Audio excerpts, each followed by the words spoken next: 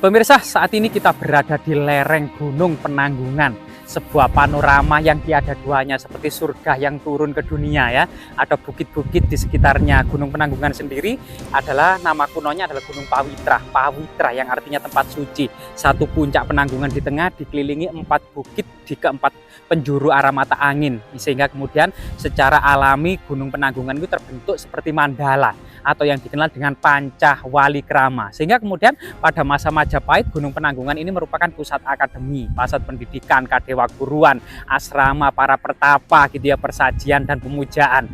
Dan ternyata di lereng-lerengnya di sekitarnya ini ternyata panoramanya itu sangat indah. Jadi sawah-sawah yang menguning di sebelah sana, para warga sedang memanen padinya, merontokkan padinya yang di sana dengan alat yang cukup sederhana, dengan panorama ya, pohon-pohon sengon yang lagi berbunga putih-putih merona. Begitu juga pohon wangkal yang kecoklat-coklatan itu adalah biji-bijinya, kemudian sedang merekah gitu ya. Dan termasuk Gunung Penanggungan ya. Gunung Penanggungan ini salah satu keindahan ya. Puncaknya bagian atas atau pada masa kuno disebut Suarloka. Ini merupakan puncak yang selalu tandus, hanya ditumbuhi savana, mungkin juga edelweiss, beberapa semak kecil seperti manis rejo gitu ya. Dan tidak pernah kemudian tumbuh seperti hutan. Berbeda dengan Kelut yang beberapa tahun yang lalu meletus, saat ini sudah menjadi hutan belantara. Tapi puncak Gunung Penanggungan kita lihat itu selalu gundul. Nah, selalu gundul yang ada di sana itu adalah puncak Gunung Penanggungan atau puncak Gunung Pawitra pada masa kuno ya. Di sekitarnya ternyata area-area persawahan yang sangat indah, bahkan ada sumber mata air yang sangat besar di area ini yang dikenal dengan sumber gempong. Itu mengairkan air yang sangat jernih, air mineral yang sangat besar yang diduga ya dengan besarnya mata air ini terus bisa kemudian mengairi sawah-sawah sebagai kebutuhan akan air untuk mengairi dan menumbuhkan padi ya. Nah itu sehingga kemudian potensi yang sebesar ini, keindahannya, kesuburannya, air yang sangat melimpah, apakah kemudian di masa prasejarah, di masa kuno tidak menjadi perhatian para pendeta misalnya, para cendekiawan, atau para penguasa-penguasa kerajaan di masa lalu? Jika kita flashback ke belakang gitu ya, ada ternyata di lokasi ini ada pernah ditemukan sebuah prasasti. Ternyata prasasti tersebut era Kediri. Bayangkan era Kediri di bumi Majapahit, di telatah Majapahit seperti ini ya, di lereng Gunung Welirang maupun di lereng Gunung Penanggungan yang sangat indah tersebut. Di mana kemudian pada masa lalu memang perkembangan agama Hindu dan Buddha yang diawali di pusat-pusat kerajaan kemudian menyebar ke pelosok-pelosok desa. Sehingga kemudian di desa-desa terutama di Jawa Timur itu ada simbol-simbol pemujaan kuno. Semacam kemudian Dewa Siwa, Linggayoni, Parwati, Maharsi Agastya maupun Ganesha. Itu ada di sawah-sawah di tengah-tengah. Kemungkinan di lokasi ini juga ada yang sama. Coba kita telisik dan kita temukan ya. Kita coba mengarah ke sana.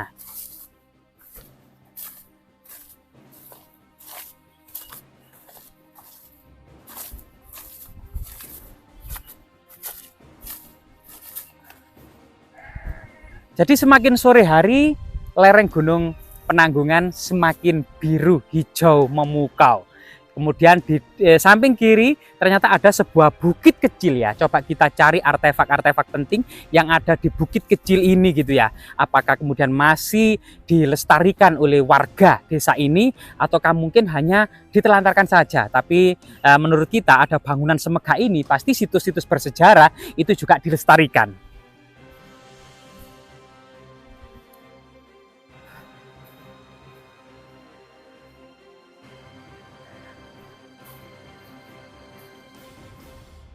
Jadi lihat teman-teman, ini adalah pohon kersen ya atau pohon keres.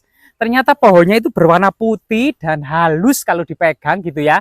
Dan cabang-cabangnya itu cukup banyak mengarah ke segala penjuru gitu ya. Dan lagi berbuah. Nah, namun masih pentil ya, masih kecil-kecil buahnya ini belum ada yang matang. Coba kita lihat di depan kita, coba ini salah satu ya.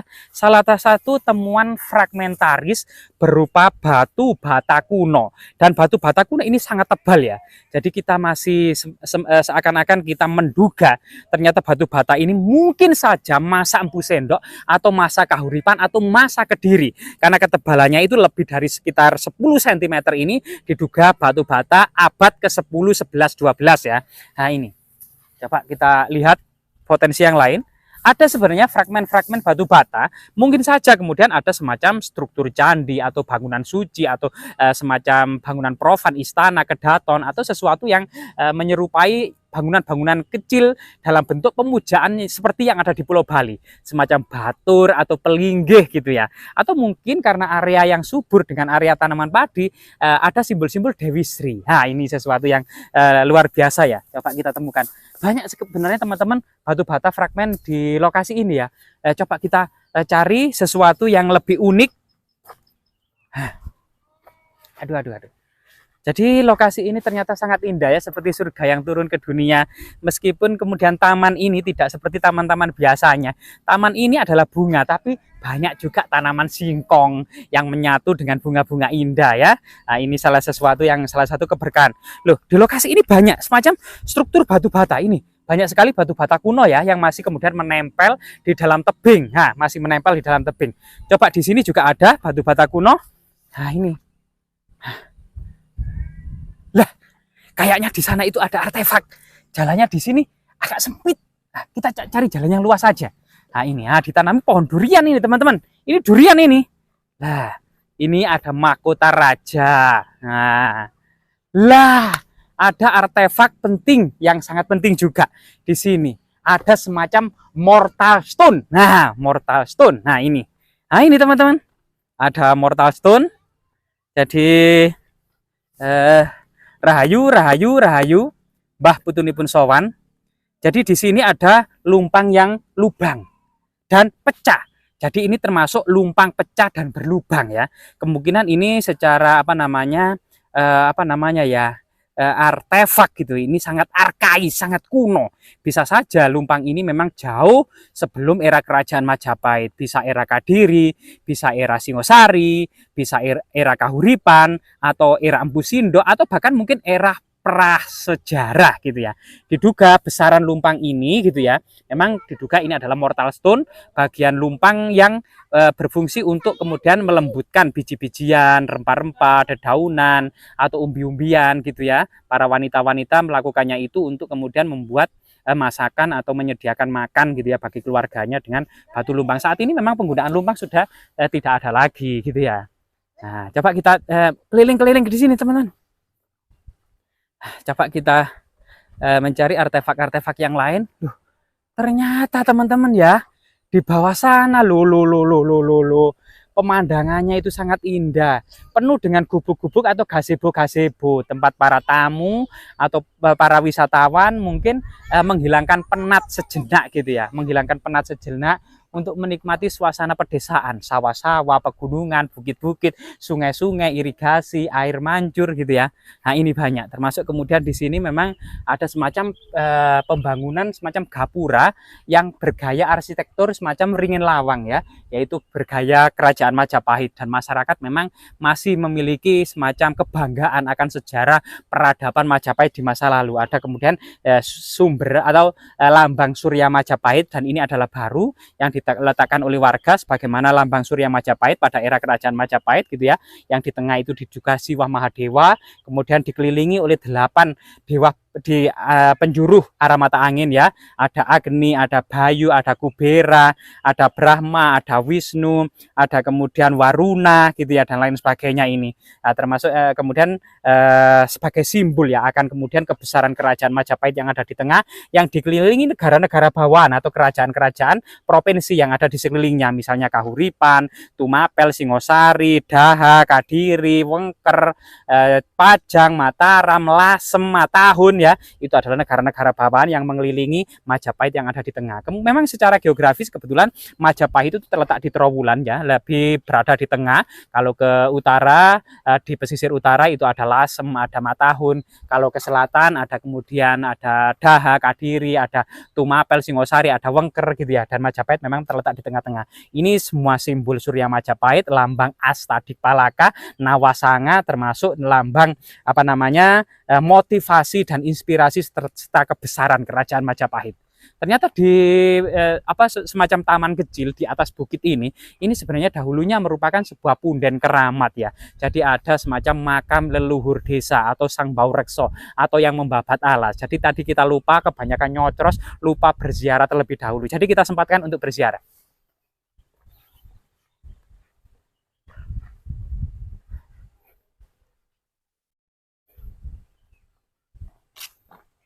Nah, kemungkinan memang di dalam sini itu ada semacam candi kecil ya, banyak sekali di sini. Memang fragmen-fragmen batu bata kuno. Kemungkinan batu bata kuno tersebut era apa? Nanti kita coba melihat ikonografi atau arca-arca yang pernah ditemukan di lokasi ini.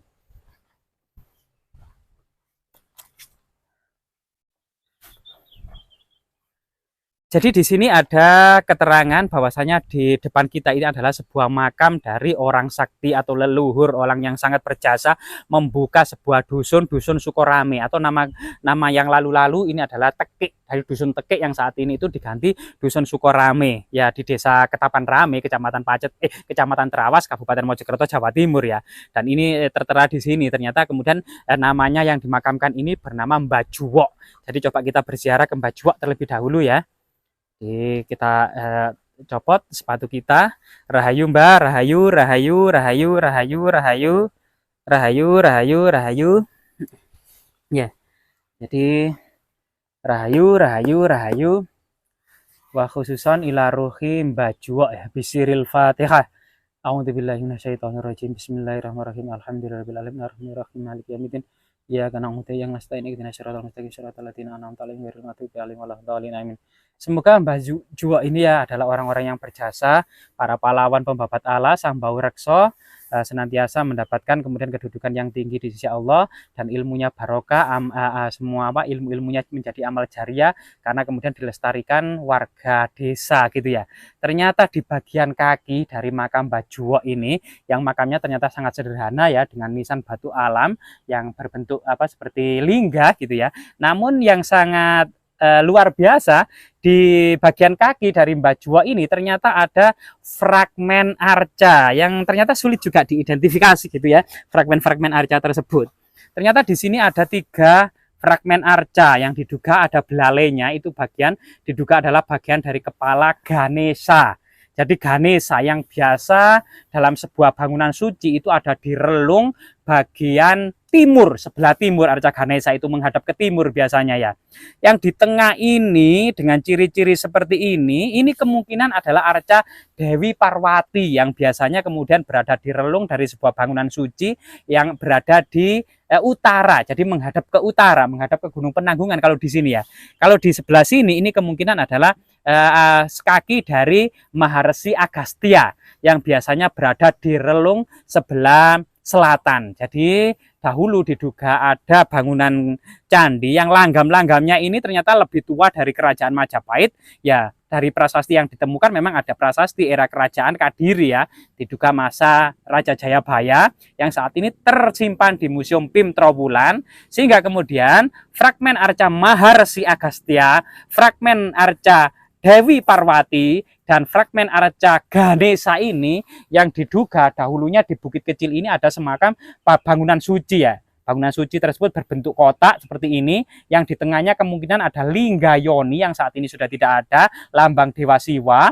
Yang kemudian di selatan ini ada arca Maharesi Agastya, yang di timur ini ada arca Ganesha, yang di yang di utara ini ada arca Dewi Parwati, yang kemudian masuk ke bangunan suci biasanya kiri kanan ada Mahakala dan Nandi Suara, kemudian Andalingga Yoni, dan di depan ini biasanya ada Lembu Nandi. Ini sebuah satu kesatuan magis dan sakral tentang pemujaan Dewa Siwa, lambang kesuburan, lambang kemudian kekuatan dan kekuasaan dari seorang raja, termasuk sebagai perkembangan agama Hindu yang kemudian tidak hanya dianut di kalangan kerajaan, kalangan keraton saja, melainkan sudah menyebar ke desa-desa. Karena sebagian besar desa-desa itu masih menganut agama leluhur nenek moyang, yang biasanya pemujaan kepada nenek moyang, animisme, dinamisme, yang di era kerajaan Majapahit itu dikenal dengan kabuyutan. Atau pada masa akhir ini ada serat namanya serat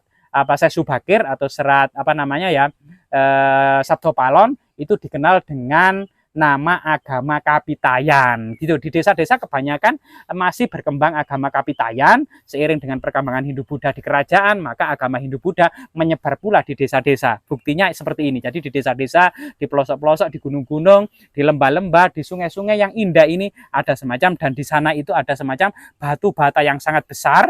Diduga memang batu bata ini tidak memiliki ciri-ciri era kerajaan Singosari maupun Majapahit. Yang diduga batu besar ini bisa jadi era Empu Sindok, era Kahuripan, maupun era Kadiri, sebagaimana kemudian prasasti yang ditemukan. Jadi rahayu, rahayu, rahayu. Semoga kemudian ya benda-benda seperti ini dan batu bata kuno itu memang sangat langka tiada duanya, dibuatkan tempat tertentu, dicungkup tertentu gitu ya, kemudian bisa disemen agar tidak hilang, mungkin lebih bagus lagi gitu ya. Dan ini sudah bagus sekali dan sangat recommended, dan semoga kemudian aktivitas kita bermanfaat dalam mengeksplorasi jejak-jejak peninggalan sejarah leluhur Nusantara.